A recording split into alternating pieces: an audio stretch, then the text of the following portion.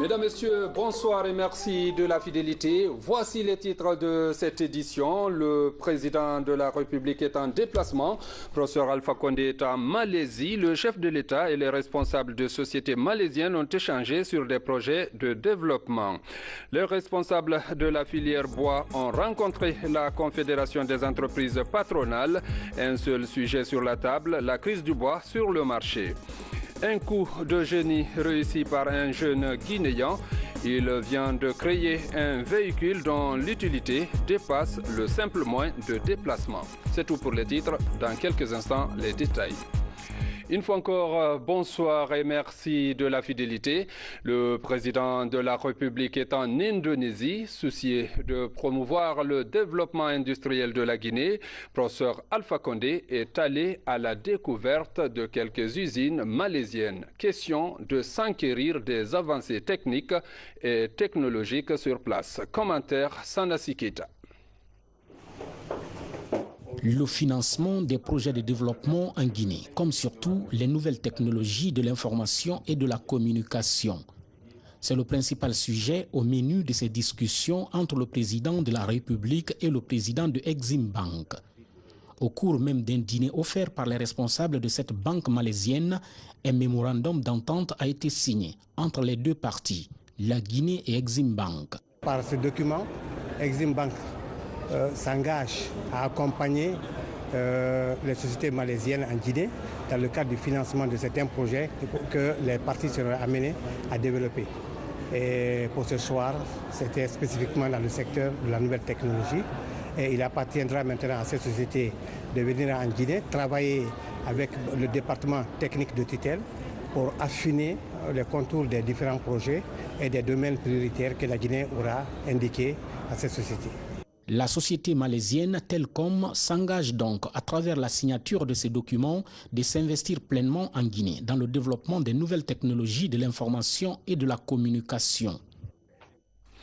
C'était l'audience du chef de l'État avec les responsables de Exim Bank et de la société Télécom de la Malaisie. Les entretiens, comme vous venez de le suivre, ont porté sur le financement des projets de développement en Guinée, comme les NTIC. Le président de la République est donc en Malaisie ce matin. Il a visité plusieurs usines à Jakarta. Professeur Alpha Condé a eu l'occasion de visiter ces usines et s'enquérir de leur mode de fonctionnement. Sanasi Keita. À Jakarta, pour prendre part à la 12e édition du WEF, Forum économique islamique mondial, le président de la République prend contact avec plusieurs investisseurs indonésiens. Des investisseurs désireux de s'implanter en Guinée, qui ont d'ailleurs invité Professeur Alpha Condé à visiter leurs usines pour comprendre réellement leur mode de fonctionnement. Des usines agroalimentaires et celles de fabrication de pneus ont été à cet effet visitées par le chef de l'État. Ici, dans cette usine agroalimentaire située à plus de 50 km de la ville de Jakarta, plusieurs produits sont fabriqués, à l'image du ketchup. De la zone de transformation jusqu'à celle de fabrication finale de tous ces produits alimentaires, Professeur Alpha Condé a visité minutieusement avec une attention soutenue. Toujours en haute banlieue de la ville de Jakarta, mais cette fois-ci, dans une usine de fabrication de pneus de tout genre, le président de la République arrive et échange avec les responsables de l'entreprise. Des responsables qui ont mis l'occasion à profit pour expliquer clairement au chef de l'État tout le mode de fonctionnement de leur usine. Une usine bâtie sur une superficie de plus de 150 hectares, avec 3200 employés. Là également, le président de la République a visité toutes les installations de cette grande usine de fabrication de pneus. Une occasion pour les responsables de l'entreprise d'amener le chef de l'État jusqu'à la zone de fabrication avec cet exemple de pneus, prêt à être mis en circulation.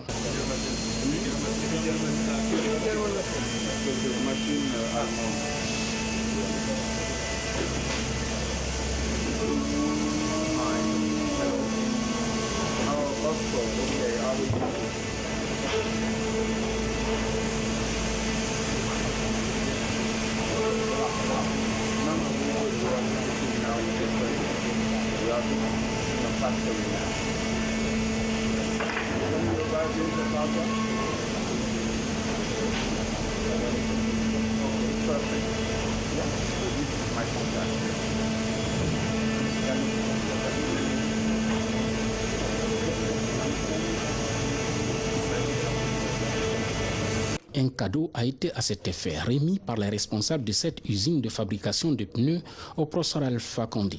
Des chefs d'entreprise qui ont promis de tout mettre en œuvre pour se rendre à Conakry très rapidement les jours à venir, dans le but surtout d'étudier toutes les possibilités d'investissement en Guinée, en vue d'apporter leur part de contribution au développement socio-économique de la Guinée.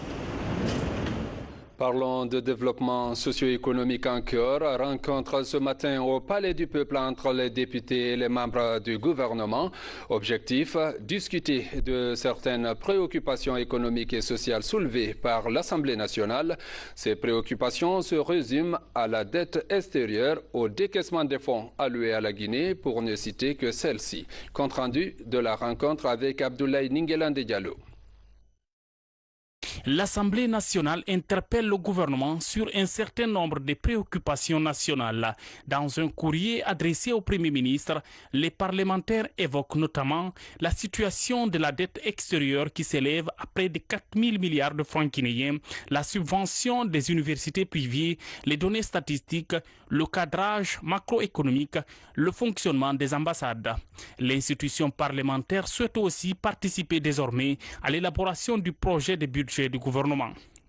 Si cela se fait, les députés seront pratiquement au même niveau d'information que l'exécutif.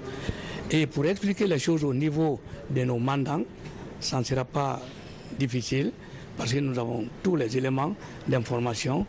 Et deuxièmement, ça nous permet d'aider le gouvernement à faire en sorte que dans cette partie de l'action gouvernementale, que les choses ne puissent pas, à partir de certains moments, être, n'est-ce pas, recalées par le Parlement.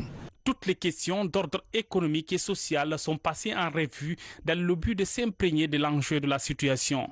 En ce qui concerne le décaissement des fonds du concours extérieur, notre pays présente un taux assez faible. Nous avons des concours auprès des bailleurs de fonds, que ce soit la Banque mondiale, l'Union européenne, les fonds arabes. Nous avons des concours qui sont à la disposition de la Guinée, mais pour des raisons de capacité d'absorption. Nous ne sommes pas en mesure de décaisser ces concours-là. Une commission bipartite est mise en place pour mieux cerner les préoccupations et améliorer les relations entre pouvoir législatif et gouvernement. Parlons à présent de la situation politique du pays face à la menace de l'opposition de descendre dans la rue. De nombreuses organisations se lèvent pour appeler au calme et à la retenue. Des déclarations fusent de partout pour un seul objectif, le maintien de la cohésion sociale. Mamadou Alpha Baldé. L'opposition républicaine annonce une marche sur l'autoroute Fidel Castro. Les précédentes ont souvent été source de violence. L'itinéraire choisi pour cette nouvelle manifestation inquiète le syndicat des commerçants et l'INDH. Pour gagner l'argent, c'est très difficile. Mais pour détruire, c'est à l'immédiat, c'est facile. Quand il y a manifestation, chaque fois, c'est nous les commerçants qui sommes victimes. Il faut être dans le lieu de vente. Quand on dit qu'il ne faut pas laisser la boutique là, seul. On doit s'unir ensemble pour développer notre commerce, pour que la Guinée avance. La confrontation qui pointe à l'horizon risque de déboucher sur des dérapages de grande envergure, préjudiciables à l'unité nationale et à la stabilité du pays, sont à craindre. Cela m'amène à appeler toutes les parties à privilégier le dialogue et la concertation, seul gage de consolidation des acquis démocratiques et de la paix sociale durement éprouvée. On demande l'opposition d'attendre pour 3 mois là que ça passe, que notre pèlerinage, les hommes finissent d'aller et faire leur pèlerinage et retourner. Parce que si on retourne aussi, on trouve les faits dans le ville, il ne peut pas rentrer ici. On a fait 2 ans avec Ebola qui nous a même empêchés d'aller à la Mecque. On demande à l'opposition de surseoir à cette manifestation afin que les pèlerins qui vont aller partent et reviennent dans de bonnes conditions. Les enfants de Guinée sont inquiets. Nous sommes inquiets et traumatisés par les violences répétées, les destructions de biens publics et privés, l'incivisme et les pertes en vies humaines, les violations flagrantes des droits humains et toutes sortes de méfiances et de défiance qui s'égrènent le long de l'année comme un chapelet de malédiction sur un pays pourtant béni de Dieu. Je vous appelle à la compréhension. Faites la paix au peuple qui constitue la Guinée, qui est notre bien commun. Au même moment, l'on apprend le report de la dite marche initialement prévue ce 4 août. Le dialogue pourrait prendre le dessus sur la confrontation. Des appels entendus. Le programme de réforme de la justice se poursuit. Cette semaine, la réforme était axée sur la formation des maîtres formateurs au sein de ce département. Ils auront donc pour mission de préparer les futurs magistrats et élèves greffiers. Tierno Younoussaba. Le volet formation de la réforme du secteur de la justice touche déjà plusieurs magistrats et auxiliaires de justice. L'exercice vise à qualifier le personnel pour mieux aborder les contentieux renvoyés devant lui. Les présentes assises portent sur l'amélioration des connaissances d'une trentaine de formateurs du Centre de formation et de documentation judiciaire. Il s'agit d'outiller ces formateurs en technique d'animation pour mieux préparer les futurs magistrats et élèves greffiers du centre. Le PARJU a pour ambition de contribuer à la modernisation du système judiciaire guinéen, notamment par la mise en œuvre d'activités destinées au renforcement des capacités de l'administration du Conseil supérieur de la magistrature, des cours et tribunaux et du secteur pénitentiaire. On a suivi la formation des formateurs, surtout par rapport à la conception des modules, la conception des grilles d'évaluation et la conception des fiches techniques. Et nous estimons que cette formation va nous permettre de nous galvaniser et nous raffiner dans notre mission. La formation continue des professionnels de la justice est un impératif pour une justice responsable. Le ministre Sako, lui, accorde du crédit à cet autre axe de la réforme. Les mots ont leur sens. Pour bien former, il faudrait que les formateurs soient eux-mêmes bien formés. Donc c'est une chaîne. Alors c'est important que ça soit dit. On donne une importance capitale à la formation dans le cadre de la réforme des services de justice dans notre pays. La réforme de la justice dure depuis quelques années. Un appui de l'Union européenne qui vise à qualifier le système judiciaire guinéen en quête de confiance auprès des justiciables. Conakry, notre capitale, abrite les réunions statutaires de la zone monétaire d'Afrique de l'Ouest. Pendant 5 jours, les représentants venus des 6 pays membres de la ZMAO vont faire le point sur le processus de mise en œuvre du programme de la 2e zone monétaire ouest-africaine. Explication Alassane Diogobari. L'ouverture officielle des 2 premières réunions programmées ce lundi a concerné tout d'abord l'Institut monétaire de l'Afrique de l'Ouest. Avec l'IMAO, il s'agit d'un comité technique qui se réunit dans sa 39e édition. La rencontre de Conakry va offrir l'occasion aux techniciens de l'institution de faire le point sur l'harmonisation des politiques économiques et du développement institutionnel dans la sous-région en vue d'atteindre les objectifs de la ZMAO. Pour atteindre ces objectifs, la ZMAO devra jouer un rôle déterminant dans l'harmonisation des politiques économiques et du développement institutionnel dans la sous-région. C'est à ce titre que les années 2016 et 2017 constituent une période charnière qui sera couronnée par l'avènement de l'Institut monétaire de l'Afrique de l'Ouest. La deuxième rencontre, qui se tenait parallèlement à la première, était quant à elle dans sa 22e édition. Il s'agit du collège des superviseurs des banques, une réunion qui sonne comme une redynamisation des activités de la ZMAO après des années de crise économique. La réunion du collège des superviseurs est une excellente opportunité de discuter des principaux sujets de préoccupation liés à la supervision bancaire ainsi qu'à l'évolution de l'environnement financier et réglementaire de notre zone monétaire.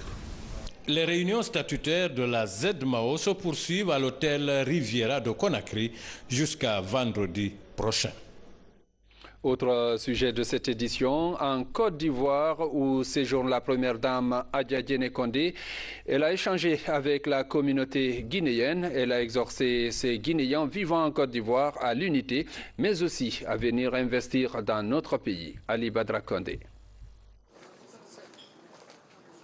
Raffermir des liens d'amitié et de coopération entre la Guinée et la République sœur de la Côte d'Ivoire. Voici l'ambition que s'est assignée la première dame de la République, Adja Diéné Condé, en répondant à l'invitation du président ivoirien Alassane Dramane Ouattara. Au cours de son séjour, Adja Diéné Condé a rencontré la communauté guinéenne fortement mobilisée pour exprimer son attachement au programme de société du professeur Alpha Condé. Depuis son information par le biais de l'ambassade, la communauté guinéenne dans toutes ses composantes sociales s'est mobilisée pour vous réserver un accueil chaleureux avec respect, suivant les valeurs républicaines, morales et culturelles de notre cher pays, la Guinée. En liant les paroles à l'acte, toute la communauté guinéenne de la Basse-Guinée, la Haute-Guinée, la Moyenne-Guinée et la Guinée forestière était présente à l'aéroport international Félix Houphouët-Boigny dans la gaieté. Madame la Première Dame, cet après-midi, les mêmes communautés sont présentes dans cette salle. Dans cette diversité, la communauté guinéenne vivant en Côte d'Ivoire évolue dans l'harmonie, la solidarité et la tolérance pour le renforcement des liens de fraternité. La communauté suit avec beaucoup d'attention. Elle soutient et encourage son Excellence Monsieur le Président de la République de Guinée, le professeur Alpha Condé. En réponse, la première dame de la République a rappelé les acquis du gouvernement de la Troisième République, notamment dans les domaines de l'électricité et de l'agriculture. Je suis vraiment heureuse, je le dis sous contrôle de ma délégation, très contente non seulement de votre accueil depuis notre arrivée, mais surtout de la cohésion qui existe entre notre communauté ici. Ce n'est pas le cas partout. J'espère que tous les Guinéens, et à l'intérieur et à l'extérieur, prendront exemple sur vous. Donc, je remercie d'abord le président de la République de Côte d'Ivoire, son Excellence Alassane Ouattara, de m'avoir invité ici en toute amitié, et remercier aussi mon époux, le président de la République de Guinée, de m'avoir donné l'occasion de venir le représenter ici. Je dirais que la Guinée est bien située et je vous remercie, vous, pour la cohésion. Je vous dirais de regarder un peu loin vers la Guinée. C'est votre patrie, c'est votre nation. Au terme de cette rencontre, la première dame de la République a exhorté les Guinéens de la diaspora au respect des principes du pays hôte. Elle leur a interpellé à investir en Guinée. Cet autre sujet qui fait couler beaucoup d'encre et de salive, il s'agit de l'interdiction de la coupe et du transport du bois sur toute l'étendue du territoire national. La mesure prise au mois de juin fait grincer des dents. Aujourd'hui, on assiste à une crise progressive dans la filière qui se traduit par une hausse du prix sur le marché. Le point avec Thierno Ousmane Diallo. Depuis un peu plus d'un mois, la coupe et le transport du bois sont interdits en Guinée. Les membres de la Fédération nationale de la filière bois se disent inquiets. Dans une lettre adressée à la Confédération des entreprises patronales de Guinée, ils font état des conséquences de cette mesure dans la vie socio-économique et déclenchent un processus qui, espèrent-ils, aboutira à la levée de cette interdiction. Cette réunion d'échange avec les membres du bureau exécutif de la CEPEC intervient dans ce sens. Si la fédération a des problèmes, il faudra qu'on vienne voir notre structure, qui est la CEPEC, pour lui expliquer réellement, concrètement, qu'est-ce qui ne va pas dans le secteur, pour qu'ensemble, qu'est-ce que la CEPEC peut faire pour nous aider à sortir dans cette crise. Ce n'est pas pour exporter le bois, c'est pour juste la consommation locale que nous demandons aux autorités de notre pays. Et lorsqu'on se met autour de la table, on trouve facilement les solutions. C'est la raison pour laquelle nous avons apprécié la démarche de la fédération. Nous avons accepté de nous réunir ce matin, les écouter attentivement et dans les 48 heures, nous prendrons contact avec le département concerné et qui certainement aura le temps pour nous écouter aussi, pour qu'ensemble nous fassions des propositions qui puissent satisfaire à la fois la nation, satisfaire le gouvernement et satisfaire le secteur privé guinéen. La Confédération patronale des entreprises de Guinée compte à son tour rencontrer le ministère de l'Environnement pour discuter de la question. La décision d'interdire la coupe et le transport du bois a été prise depuis qu'à Forêt-Caria, un constat a fait état de destruction d'une forêt communautaire. Et justement, parlant du bois, dans la région forestière, une campagne de reboisement vient d'être lancée. Les têtes de source sont les endroits choisis. La cérémonie a regroupé les responsables du département des eaux et forêts des 7 préfectures de la région forestière. Reportage Mohamed Saliouba. La restauration du couvert végétal est l'une des principales missions du ministère de l'Environnement. C'est pourquoi le département a lancé une campagne de reboisement sur l'ensemble du territoire national. Dans la région forestière, le coup d'envoi est donné dans la localité de Jao, préfecture de Djerekoré. L'opération consiste à planter des arbres à croissance rapide. Si chacun des Guinéens le faisait autant, cela voudrait dire que chaque année, nous pouvons planter près de 12 millions d'arbres qui contribuent à séquestrer le carbone qui est à la base des gaz à effet de serre. Cette campagne est à saluer, cette campagne est à encourager, cette campagne est à accompagner. Cet accompagnement ne se fait pas pour l'autorité préfectorale simplement, ou l'autorité régionale, ou les populations des Zao ou de Yalezou, c'est pour notre pays, c'est pour toute l'humanité. Cette campagne de reboisement vise la sauvegarde de la nature, souvent agressée par l'homme. Elle est l'occasion pour les acteurs environnementalistes de sensibiliser les communautés sur les méfaits de la coupe du bois et le feu de brousse. Santé dans cette édition avec la lutte contre le paludisme. 7 millions de moustiquaires imprégnés ont été distribués. Malgré ces efforts, on parle encore de réticence dans l'utilisation de ces moustiquaires pour des raisons d'ordre personnel. Sur le terrain, le taux de prévalence du paludisme reste cependant très élevé. Le constat avec Rose Pocho. Nous sommes dans quelle famille? Est-ce que vous avez reçu des moustiquaires pour les utiliser? Comme beaucoup de femmes au foyer de Conakry, Aïssata Silla a bien reçu sa moustiquaire imprégnée. Seul bémol, elle ne l'utilise pas. Un choix qu'elle ne cache pas, ses raisons sont personnelles. Une fois j'ai utilisé, j'ai eu des inconvénients. Je l'ai fait sortir encore pour 3 jours. J'ai utilisé encore les mêmes inconvénients depuis ça maintenant. Je n'ai plus eu le courage d'utiliser parce que j'ai compris que moi je suis allergique à ça. Cet avis est partagé par l'ensemble des membres de la famille d'Aïssata. Un cas loin d'être isolé à Conakry, pendant que les grandes pluies s'abattent sur la capitale avec leur cortège de moustiques, facteur de transmission du palu. Dans plusieurs familles, les moustiquaires sont rangés dans les armoires ou suspendus pour ne jamais être utilisés. Dans un pays où le taux de prévalence du paludisme est estimé à 40%. La moustiquaire était donnée et devrait être ventilée pour 48 heures. C'était pour 48 heures, pas sous le soleil ni sous la pluie. On ne peut pas laver à moins de 3 mois. Et on ne lave pas non plus avec n'importe quel savon. À titre indicatif, nous avons cité le savon Yama. Alors donc si les gens n'arrivent pas à utiliser, nous, ça nous fait assez mal. Conséquence, dans cet hôpital de Kaporo, par exemple, le palu continue d'être dépisté. Selon les médecins, c'est la première cause de consultation depuis quelques semaines.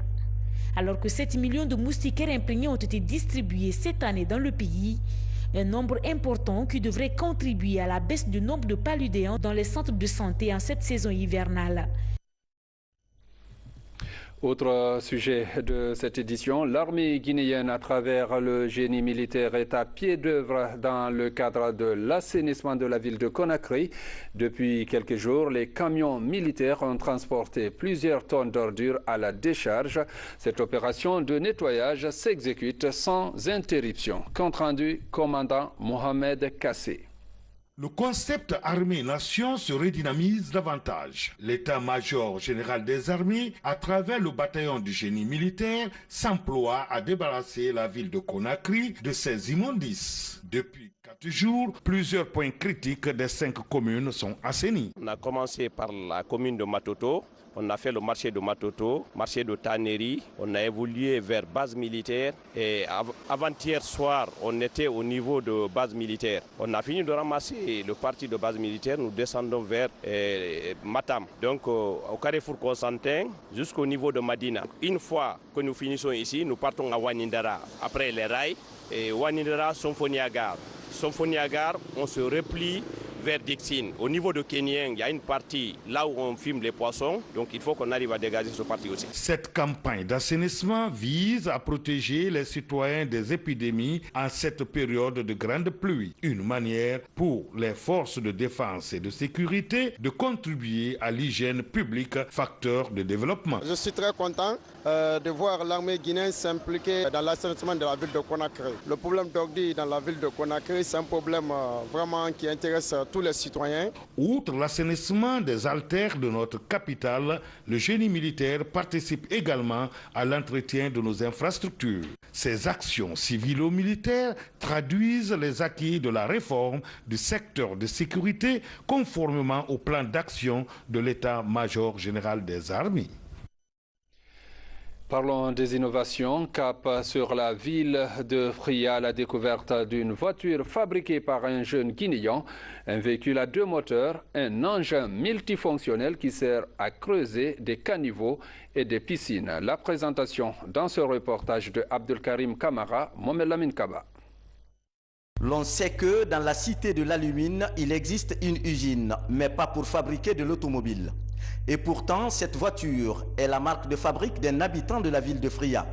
Mécanicien de son état, Seydou Badiaby a réussi à confectionner son engin par l'assemblage de pièces disparates issues de plusieurs marques d'automobiles. Fria est le nom donné à la voiture.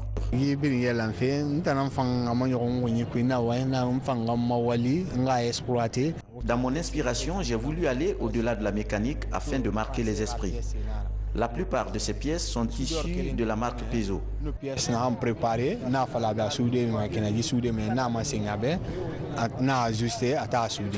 Dans sa configuration, la voiture Fria comporte 2 moteurs diesel. Le premier assure sa traction avant et arrière. Le rôle du deuxième moteur est d'alimenter ces 2 ballons d'air, une motopompe, un générateur et autres machines. Des machines d'outils effectuant plusieurs travaux à Fria et environ.